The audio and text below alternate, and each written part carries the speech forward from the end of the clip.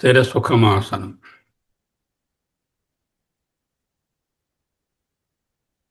అహమస్మి. అహమస్మి.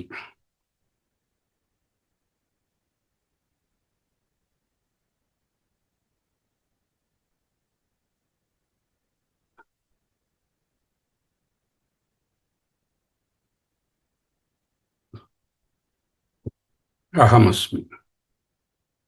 అహమస్మి.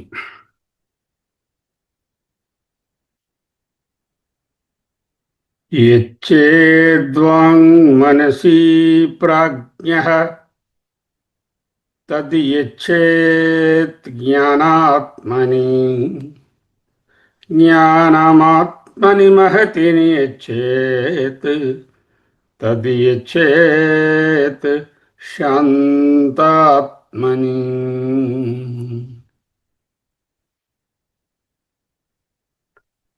ఫస్ట్ స్టెప్ యచ్చేత్ వాక్ మనసి.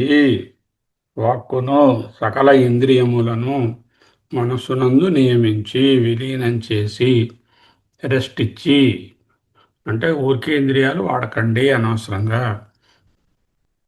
ఏదైనా అత్యంత అవసరం ఉన్నప్పుడే ప్రయాణాలు, ఇంద్రియాలు వాడడాలు, చూడాలు, మాట్లాడాలు తగ్గించండి. తరువాత అటువంటి మనస్సును తీసుకెళ్ళి దాని తాలూకా సోర్స్ అయినటువంటి బుద్ధి అందు జ్ఞానాత్మని అన్నారు. జ్ఞానాత్మ అంటే బుద్ధి అని అర్థం. బుద్ధి అందు నియంత్రించండి, బుద్ధి రూపైన మనస్సు. ఇంకా తరువాత ఏం చేయాలి? Next step, second part. First two are essential for any work. ఆత్మజ్ఞానం అవనివ్వండి, మామూలు పనులు అవనివ్వండి, ఆఫీస్ అవనివ్వండి, ఎందులోనైనా సరే. ఇక తరువాత నెక్స్ట్ అసెండెన్స్, మనస్సును తీసుకువెళ్ళి జ్ఞానాత్మలో లయం చేయండి అని చెప్పారు కదా. యచ్చేత్ జ్ఞాన ఆత్మని మనసి నియచ్చేత్, మనస్సును తీసుకెళ్ళండి. పెట్టాం. నెక్స్ట్ ఏమిటి? ఈ బుద్ధి ఏం చెప్తుంది? పరిమితత్వాన్ని చూపిస్తుంది. నేను అనే భావం ఉంటుంది, ఇంకా అహంకారం ఉంది కదా. అంచేత ఈ దేహానికి పరిమితుడను అనేటటువంటి భావంతో చాలా చక్కగా మనసును నియంత్రించుకుని, ఇంద్రియాలను నియంత్రించుకుని, ఇంద్రియాలను లయం చేసుకుని, మనస్సును లయం చేసుకొని పని చేసుకుంటున్నాడు. ఇది చాలదు.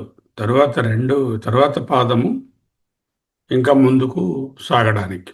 మూడవ దశలో ఇండివిడ్యువల్, వైయక్తిక, వ్యక్తికి సంబంధమైన పరిమిత మేధస్సు నుండి మహదాత్మ అనే పిలువబడేటటువంటి సార్వత్రిక చైతన్యం వైపు, సార్వత్రిక జ్ఞానం వైపు, సార్వత్రిక మనస్సు వైపు, సమష్టి మనస్సు వైపు, సమష్టి బుద్ధి వైపు. సమష్టి బుద్ధి ఏది? మహత్, హిరణ్యగర్భ బ్రహ్మ, కాస్మిక్ ఇంటలెక్ట్.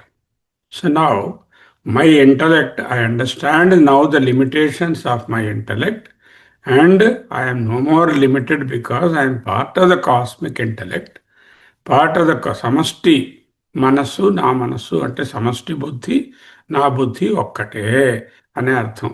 సమస్త అనుభవాలకు కారణభూతమైనటువంటి ఆ మహదాత్మలో ఈ బుద్ధిని విలీనం చేయండి, జ్ఞానాత్మను విలీనం చేయండి. జ్ఞానాత్మ అంటే బుద్ధి.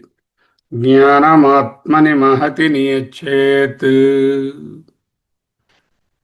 అంటే వ్యక్తిగత పరిమితులతో కూడి ఉన్నటువంటి ఇంటెలిజెన్స్, అహంకారంతో కూడి ఉన్నదానిని, అహంకారాన్ని చెరిపేస్తే ఏమవుతుంది? ఇది బుద్ధి, కాస్మిక్ బుద్ధిలో పార్టీ కదా, పరిమితులను కోల్పోతుంది.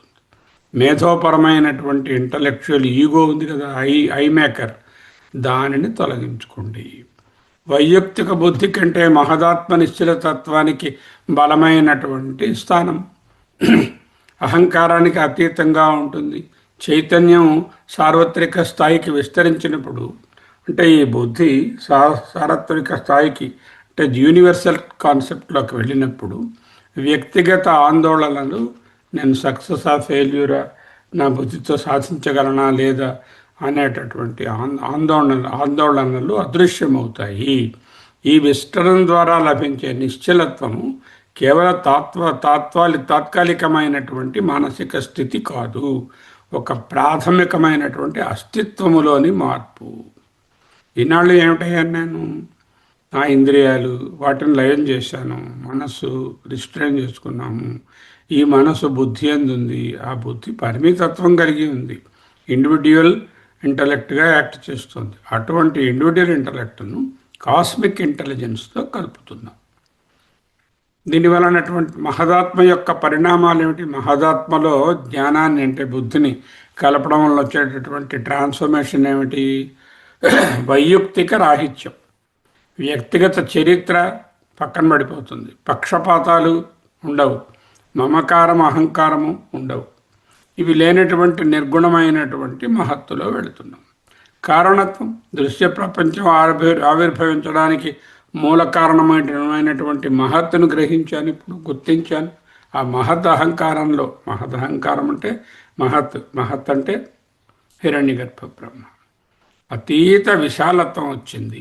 సమస్త వైయక్తిక బుద్ధులను తనలో ఉంచుకున్నటువంటి అనంతమైన చైతన్య స్థితి. అన్ని చైతన్యం మేనిఫెస్టేషన్సే. హిరణ్యగర్భ చైతన్యమే, మీరు చైతన్యమే, ఇంద్రియాలు చైతన్యమే, మనసు చైతన్యమే, చైతన్యం తాలూకా ప్రొజెక్షన్స్ ఇవన్నీ. చైతన్య ఆత్మ, ఇంద్రియ ఆత్మ, మనో ఆత్మ, బుద్ధి ఆత్మ, మహదాత్మ. మహదాత్మ అంటే మహత్ చైతన్యం. అక్కడికి వెళ్ళాం. అదేమిటది? జ్ఞానం. భాష్యం, బుద్ధిం, జ్ఞానం అంటే బుద్ధి, జ్ఞానస్వరూపమైనటువంటి బుద్ధిని. ఆత్మని మహతి ప్రథమజే నియచ్చేత్, ప్రథమజుని యందు ఉంచండి, విలీనం చేయండి. సృష్టి ఆది యందు మొట్టమొదటిగా పుట్టినటువంటి మహత్తత్వం ఏదైతే ఉన్నదో దాని యందు అంటే సమష్టి విజ్ఞాన శక్తి, సమష్టి బుద్ధి యందు ఉపసంహరించవలను. నియచ్చేత్ అంటే చూశాం కదా, నియచ్చేత్ అంటే ఉపసంహరేత్, నిన్ననే చెప్పాం కదా. ప్రథమజుడు కాబట్టి స్వచ్ఛ స్వభావకం ఆత్మన విజ్ఞానం ఆపాదయేత్ ఇత్యర్థ. అంటే సాధకుడు తన తాలూకా ఇండివిడ్యువల్ ఇంటెలిజెన్స్ని, తన ఈగోసెంట్రిక్ అహంకారంతో కూడినటువంటి ఇంటెలిజెన్స్ని హిరణ్య గర్భుని బుద్ధి అందు స్వచ్ఛమైన స్వభావము, సమావేశము, అహంకార మమకారములు లేనిదిగా చేసుకునవలెను. ఇంత ఏమైంది? నేను ఫలానా వ్యక్తిని, ఇది నా ఇంటెలిజెన్స్ వల్ల అయింది, ఇది తాలూకా నా బుద్ధి వలన జరిగింది, లేకపోతే నా బుద్ధిలో ఇది నాకు తెలియలేదు అనేటటువంటి భావం పోయి కాస్మిక్ బుద్ధి అయిపోయింది. అదే మహత్. మహత్ ఈస్ ద కాస్మిక్ బుద్ధి ఆర్ యూనివర్సల్ ఇంటెలిజెన్స్. క్రమబద్ధమైన ప్రయాణంలో ఇంకా అంతిమ గమ్యం మిగిలింది. అంతిమ గమ్యం ఏమిటి? శాంతాత్మ. కఠోపనిషత్తు యొక్క పరమ లక్ష్యము మహదాత్మను శాంతాత్మతో కలపడం. ఇది మేధోపరమైనటువంటి అతీత స్థితికి శిఖరాగ్రం. ఇక్కడ సార్వత్రిక చైతన్యమైన మహత్తు కూడా, అది యూనివర్సల్ యూనివర్సల్ ఇంటెలిజెన్స్ కూడా యూనివర్సల్ కాన్షియస్నెస్లో మెర్జ్ అయిపోయింది. Universal intelligence also is universal consciousness only. Everything is consciousness. ఇంద్రియాత్మ, దేహాత్మ, తర్వాత మనో ఆత్మ, బుద్ధి ఆత్మ, మహదాత్మ. ఈ మహదాత్మని దాని పరమాత్మ, శాంతాత్మ. ఇది 4th స్టేజ్ అన్నమాట. ఇక్కడ సార్వత్రిక చైతన్యం మహత్తు కూడా, యూనివర్సల్ బుద్ధి కూడా, మార్పు లేనటువంటి సార్వత్రిక చైతన్యంలో వ్యక్తత ఉన్నది, ప్లూరాలిటీ ఉన్నది, అనేకం ఉన్నది, డిఫరెన్షియేషన్ ఉన్నది. ఇండివిజువల్ అహంకారం లేకపోయినా సమష్టి ఇంటెలిజెన్స్లో అనేక రకమైన శక్తులు కలిసి ఉన్నాయి. Gravitational energy, hydro electric energy, hydraulic energy, and then the interstellar energy, heat energy, light energy. These are all cosmic intelligence. ఈ కాస్మిక్ ఇంటెలిజెన్స్లో ఎన్ని రకాల విభాగాలు ఉన్నాయి. ఆ విభాగాలన్నీ కూడా ఇప్పుడు ఒకే దాని నుంచి వస్తున్నాయి అంటూ, ఒకే చైతన్యం యొక్క స్వరూపములే. అగ్నిదేవత వేరు కాదు, వాయుదేవత అది వేరు కాదు, అలాగే వరుణ దేవత. దేవత అంటే అది అధిష్టాన, ఆ పర్టిక్యులర్ శక్తికి అధిష్టానమైనటువంటి తత్వాన్ని ఆ దేవత అని పిలుస్తాం. సో అటువంటి అవన్నీ కూడా శాంతాత్మయే. ఏం చేయాలి? నియచ్చేత్ జ్ఞానమాత్మని మహతి నియచ్చేత్ తదియచ్చేత్ శాంత ఆత్మ. తత్ అంటే ఆ జ్ఞాన ఆత్మలో ఏదైతే మహత్తులో కలిపారో జ్ఞానాత్మ, దానిని శాంత ఆత్మని నియచ్చేత్. అంతిమమైనటువంటి ఆబ్జెక్ట్ సబ్జెక్ట్ అనేటటువంటి డిఫరెన్సియేషన్ కోల్పోయినటువంటి స్థితి. శాంతాత్మ అనేది సమస్త వాక్కులు ఉద్భవించేటటువంటి నిశ్శబ్దము. ఏ శబ్దాలు లేని శూన్యం కాదు, వాస్తవికత లేక స్వయం ప్రకాశిత సారాంశమైనటువంటి ఒక భావరూప నిశ్శబ్దము. భావరూప silence has an existence itself, existing presence. ఈ దశకి చేరుకోవడం అంటే సాధకుడు ఆంతర్య క్రమశ్రేణిని దాని తార్కిక ముగింపు వరకు అనుసరించి అచంచలమైనటువంటి స్థితిని, అంటే ఏ విధమైనటువంటి మార్పులు లేని, ఏ విధమైన అశాంతి లేనటువంటి స్థితి, అదే శాంతం. ప్రపంచోపశమం శాంతం శివం అద్వైతం చతుర్థం మన్యంతే, అదే తుర్యమన్నా అదే అర్థం. వ్యవస్థీకృత నిశ్చలత యొక్క ఫలితం ఏమిటి? what we have done? Individual consciousness, individual intelligence, we have merged the individual intelligence in the cosmic intelligence.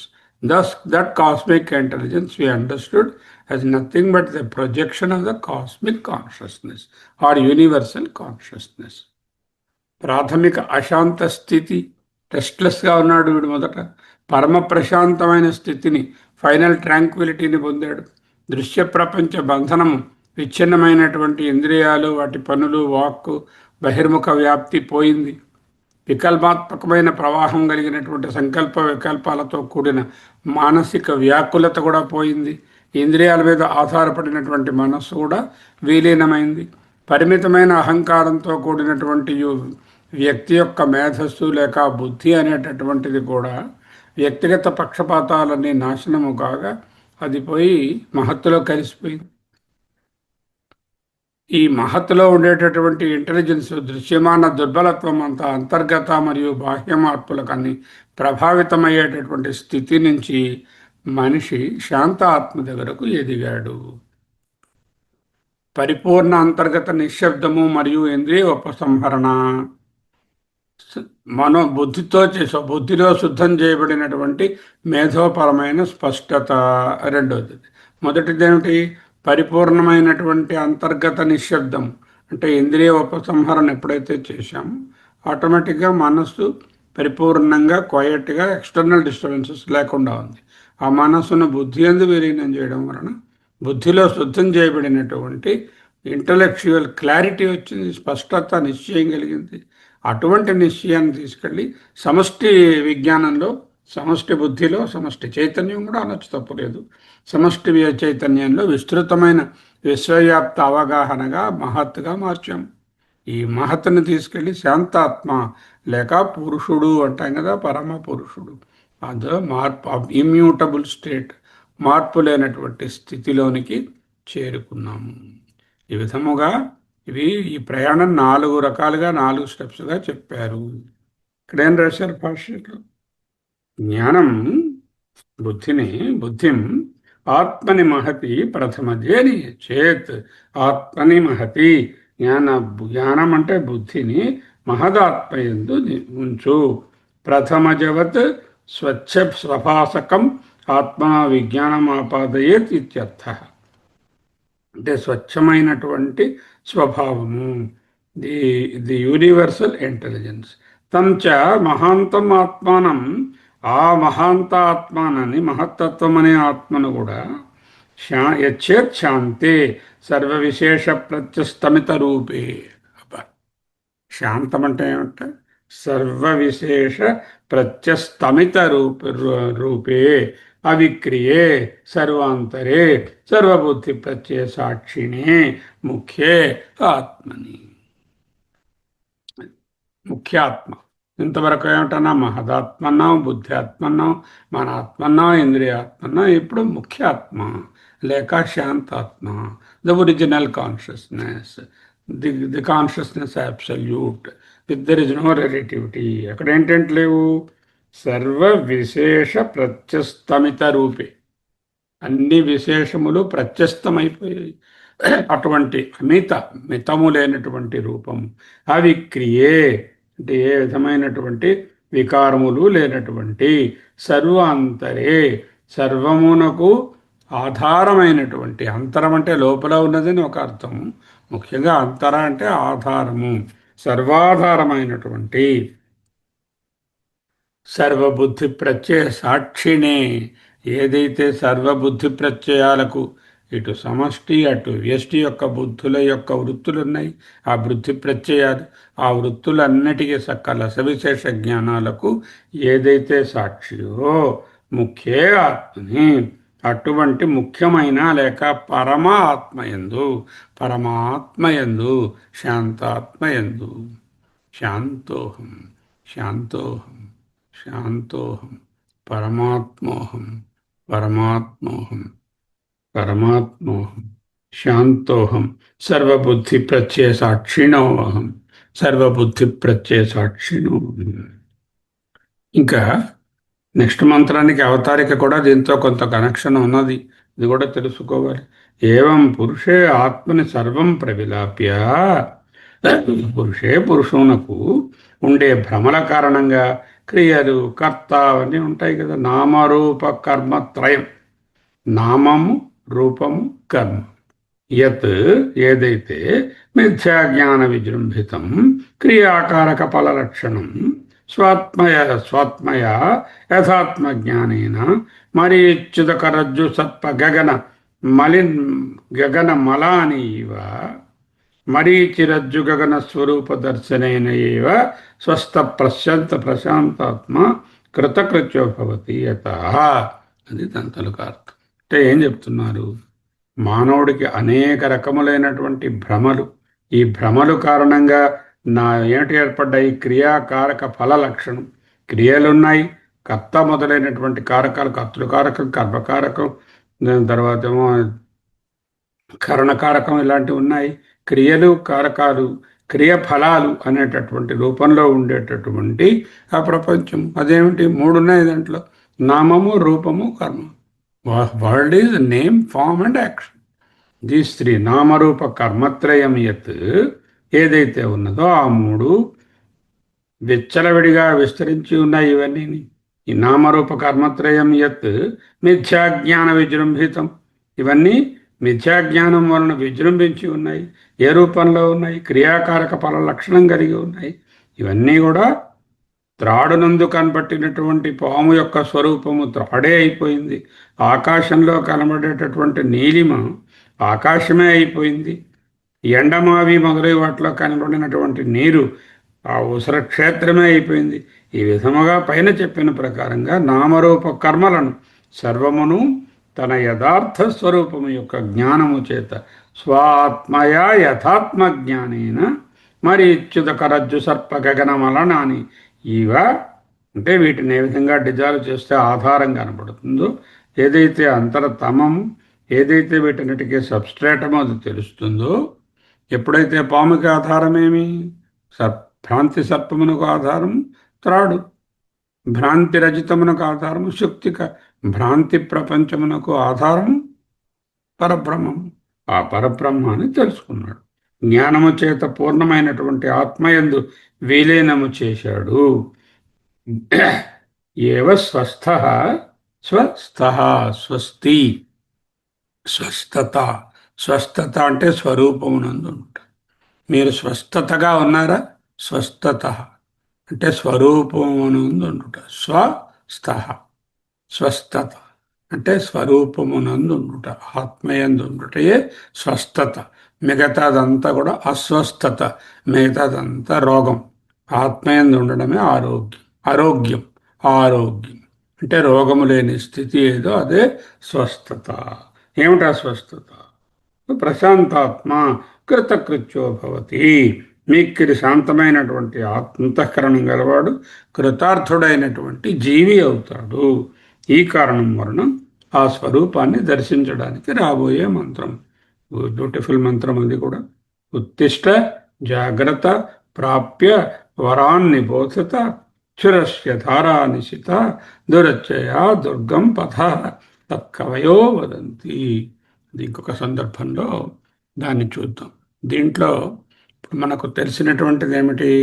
ఒక్కసారి అహమస్మి, అహమస్మి, అహమస్మి ఒక 30 సెకండ్లు గ్యాప్ తీసుకుని మళ్ళీ చూద్దాం.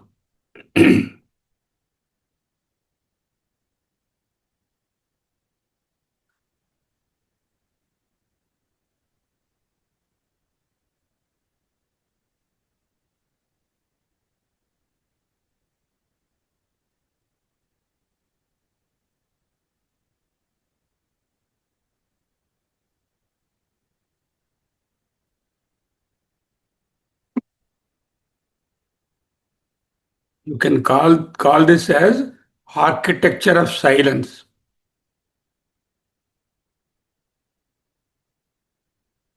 ఆర్కిటెక్చర్ ఆఫ్ సైలెన్స్ అంటే శాంతాత్మల దగ్గరకు ఎలా వెళ్ళాలి? మొట్టమొదటి ఎలా ఉన్నాము? ఆబ్జెక్ట్ బౌండ్ అటెన్షన్తో ఉన్నాము. ఫ్రాగ్మెంటెడ్ మైండ్గా ఉంది. లోకస్ ఆఫ్ ఎగ్జాషన్ పూర్తిగా మనకు ఇంద్రియాలన్నీ కూడా జరయంతి తేజ అవన్నీ పూర్తిగా అవన్నీ వదంతా ఒకటి యుద్ధాలు చేసుకుంటూ శక్తి అంతా వేస్ట్ అయిపోయింది. ఏ చేద్వాంగ్ మనసి ప్రాజ్ఞ ది లెట్ ద వైజ్ ప్రాజ్ఞ let the wise resolve speech and other ఇంద్రియాస్ into the mind. Second step is tad yechet jnana atmani, resolve the mind into the intellect. Mind సంకల్ప వికల్పాలతో రాగద్వేషాలతో కొట్టుకుంటుంది. అవన్నీ పోయాయి. ఇప్పుడు ఇంటలెక్ట్లో ఉన్నది మనస్సు పోయి జ్ఞానం ఆత్మని అంటే బుద్ధిని మహతి నియచేత్ resolve the intellect into the cosmic intelligence or cosmic ego. Individual ego is lost, cosmic intelligence or cosmic బుద్ధిలో ఉన్నాం. తద్ యచ్చేత్ శాంత ఆత్మని resolve that cosmic intelligence into the peaceful self. These are the 4 important steps that we can understand. I have a small PowerPoint also on this I prepared. That also I will share with you later. Now, ఇప్పుడు steps of meditation ఏమిటంటే ఇంద్రియములు, ఈ ఇంద్రియ వ్యాపారాలు బహిర్గతమైనవి, నాకు అలజడి పుట్టిస్తున్నాయి, నాలో ఉన్న శక్తిని అంతా నిర్జీవం చేస్తున్నాయి. ఇంద్రియాలను నేను మనస్సునందు పెడతాను. బాహ్య ఆకర్షణ అనే సుడిగుండము. మన ఇంద్రియాలు స్వతహాగా బహిర్ముఖమైనవి, మన చైతన్యాన్ని ప్రాపంచిక విషయాల వైపు నిరంతరంగా లాగేస్తున్నాయి. అస్థిరత్వం ఉన్నది. నిరంతర ఇంద్రియ సమాచారం, మానసిక వ్యాకులత, కేంద్రీకృతమైన ఆలోచనలు సాధ్యపడడం లేదు. ఈ ఇంద్రియాలను పూర్తిగా నిగ్రహించి వీటిని గ్రహించి గట్టిగా పట్టుకుని మనస్సునందు తాత్కాలిక పరిష్కారం ఏమిటి? తాత్కాలిక ప్రశాంతత నాకు అక్కర్లేదు, ఫైనల్ ప్రశాంతత కావాలి. ముందేం చేయాలి? క్రమానుగతమైనటువంటి ఉపసంహరణ, విత్డ్రావల్ కావాలి. మనస్సును సంపూర్ణంగా ఇంద్రియాలను అన్నింటినీ కూడా బహిర్ముఖమైన ఇంద్రియ వ్యాపారాలను తగ్గించుకొని మనస్సును అంతర్ముఖం చేయాలి. యచ్చేద్వాంగ్ మనసి ప్రాజ్ఞ తది యచ్చేద్ జ్ఞానమాత్మని, జ్ఞానమాత్మని మహతిని యచ్చేత్ తది యచ్చేత్ శాంత ఆత్మని. యచ్చేత్ ఉపసంహరించాలి, లీనం చేయాలి. ఎవరు? ప్రాజ్ఞుడు, వివేకం ఉన్నవాడు. దేనిని? వాక్ అంటే ఇంద్రియాలను, అన్ని ఇంద్రియాలను. ఎందులోని? మనస్సునందు. మనస్సును దేన్ని పెట్టాలి? జ్ఞాన ఆత్మని, బుద్ధిలో. ఆ జ్ఞాన ఆత్మ అంటే బుద్ధిని దేంట్లో? Individual intelligence into the cosmic intelligence. మహత్తులో, మహదాత్మలో, విశ్వప్రజ్ఞలో.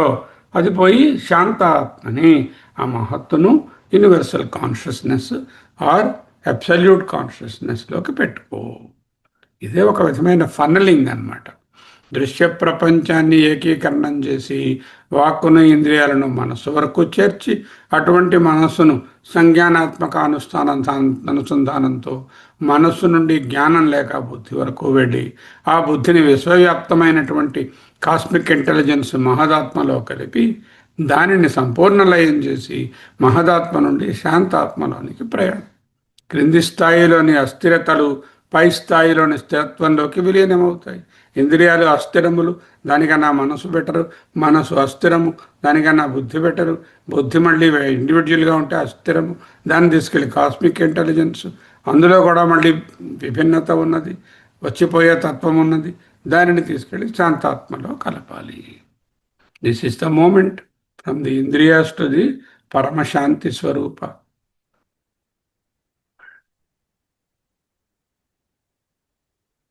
ఇంద్రియ ఉపసంహరణ, పదజాల విరమణ, బాహ్య విషయాలను విశ్లేషించే వర్ణించే అంతర్గత సంభాషణలను ఆపడం, బహిర్ముఖ వ్యాపకాన్ని అంతర్ముఖ శక్తిగా పరివర్తన చేయడం, పరిణామం చేయడం, కేవలం ప్రతిస్పందించే స్థితి నుండి స్పృహతో కూడినటువంటి అంతర్గత పరిశీలనకు మారడం మొదట. ఆ విధంగా మారిన తరువాత మనస్సును జ్ఞానాత్మలో విలీనం చేయడం, అంటే నిశ్చలతకు దిశానిర్దేశం. సంకల్ప వికల్పాల నుండి నిశ్చయానికి మారాను. ఫలితం ఏమిటి? ప్రాసెస్ చేయబడినటువంటి పచ్చి పచ్చి ఆలోచనలన్నీ పోయి స్పష్టమైనటువంటి స్థిరమైన వివేక రూపంగా రూపాంతరం చెందాయి. అటువంటి బుద్ధిని తీసుకెళ్ళి వ్యక్తిగత మనస్సును, వ్యక్తిగత బుద్ధిని చంచలత్వం, నిరంతర కదలిక, కార్యకలాపాలు, సందేహాలు, కోరికలు, ఇంద్రియ సమాచారాలు, వాటి సేకరణలు, దృశ్య ప్రపంచం, ఇవన్నిటినీ తీసుకువెళ్ళి బుద్ధి అందుపెట్టాను. అది ఎటువంటిది? స్థిరత్వం, ప్రకాశవంతమైనది, విచక్షణ కలిగినది, నిర్ధారణ కలిగినది, స్పష్టత కలిగినది, తటస్థమైనటువంటి సాక్షిభూతమైనటువంటి వేదికగా ఉన్నది. అటువంటి బుద్ధిని పట్టుకెళ్ళి మహత్తులో కలిపాను. ఇప్పుడు మహత్ అంటే వ్యక్తిగత బుద్ధికి ఇప్పటికింకా అహంకారం ఉన్నది, ఇండివిజువల్ అనేటటువంటి ఫీలింగ్ ఉన్నది. దాన్ని విశ్వప్రజ్ఞలోకి, స్థానికమైన పరిమితమైన అహంకారాన్ని వదిలేసి అనంతమైన మహదాత్మలో ప్రవేశించాము. నాది అనేటటువంటి స్వార్థం నశించినప్పుడు మనస్సు సర్వాత్మభావాన్ని పొందుతుంది, విశ్వాత్మభావాన్ని పొందుతుంది. దీన్నే సర్వాత్మభావము లేక విశ్వాత్మభావము, సర్వం కల్విదం బ్రహ్మ, సర్వం బ్రహ్మమయం అని తెలుసుకునేటటువంటి స్థితి. అప్పుడేమైంది? ఆ విశ్వప్రజ్ఞ కూడా, ఆ హిరణ్య గర్భుడు కూడా ఆ చైతన్యం తాలూకా ఒక ప్రొజెక్షనే అని తెలిసింది. తెలిసినప్పుడు 4వ దశలో శాంతాత్మలో సంపూర్ణంగా విలీనమయ్యాము. విశ్వప్రజ్ఞను కూడా మార్పు లేనటువంటి ఇమ్యూటబుల్ అద్వైత అస్థితమైనటువంటి శాంతాత్మలో విలీనం చేశాం. ఈ శాంతాత్మ ఒక శూన్యం కాదు, సమస్త చైతన్యం తిరిగి చేరుకునేటటువంటి అంతిమ విశ్రాంతి స్థానం. శాంతాత్మ అంటే ఏమీ లేవని కాదు, ఇందులో ఇవన్నీ విత్డ్రా అయిపోయే ఉండేటటువంటి ఒక అంతిమ విశ్రాంతి శాంతి స్థానం. ఏది? కేవల శబ్దాలేమీ కాకుండా వాస్తవికత ఉన్నటువంటి స్వయం ప్రకాశమైన అస్తిత్వము, అదే శాంత. అంటే ప్రాపంచికపు చిక్కులు, బాహ్య చెదిరిపోవడం నుంచి అస్తిత్వ నియంత్రణలోకి వెళ్ళాను. ఈ అస్థిర ప్రవాహమైన మనస్సును తీసుకెళ్ళి సంజ్ఞానాత్మక నిర్ధారణ రూపమైన బుద్ధిలో పెట్టాను. స్థానిక అహంకారం కలిగినటువంటి బుద్ధిని వ్యక్తిగత పరిమితులను వదిలి విశ్వప్రజ్ఞలో మహదాత్మలో పెట్టాను. ప్రాపంచిక దుర్బలత్వం నుండి విశ్వప్రజ్ఞ కూడా ప్రపంచంలో ఉంది, మార్పులకు లోనవుతుంది. దాని నుంచి శాశ్వత ప్రశాంత స్థితికి, శాశ్వత ఆత్మస్థిరత్వంలోకి తీసుకుని పోయాము. ఉపనిషత్తులు బోధించే ఉపసంహరణ అంటే ఉపసంహరేత్ అన్నారు ఆయన. ఏకీకృతమైనటువంటి ఒక అరేంజ్మెంటు. ప్రశాంత ఆత్మే సర్వస్వానికి ఆధారం. ఉపసంహరణ అంటే పారిపోవడం కాదు, అహాన్ని క్రమబద్ధంగా నిర్మాణాత్మకంగా విచ్ఛిన్నం చేస్తూ శాంతాత్మ అనే ప్రయాణం దొరికే వరకు ప్రయత్నం చేయడం. ఇంతకుముందు ఉపసంహరించిన దశలనన్నిటినీ తనలో పదిలంగా దాచుకుని ఉంచుకునేటటువంటి అత్యున్నత కేంద్ర బిందువే శాంతాత్మ. అస్థిరమైనటువంటి బహిర్ముఖత్వం నుండి స్థిరమైన ప్రకాశవంతమైన కేంద్రం వైపు సాగే ప్రయాణమే ఈ శ్లోకం యొక్క సారాంశము. అహమస్మి, అహమస్మి, అహమస్మి, అహమస్మి, అహమస్మి, అహమస్మి, అహమస్మి, అహమస్మి, అహమస్మి. సోహం, సోహం, సోహం, సోహం, సోహం. స్వస్తి.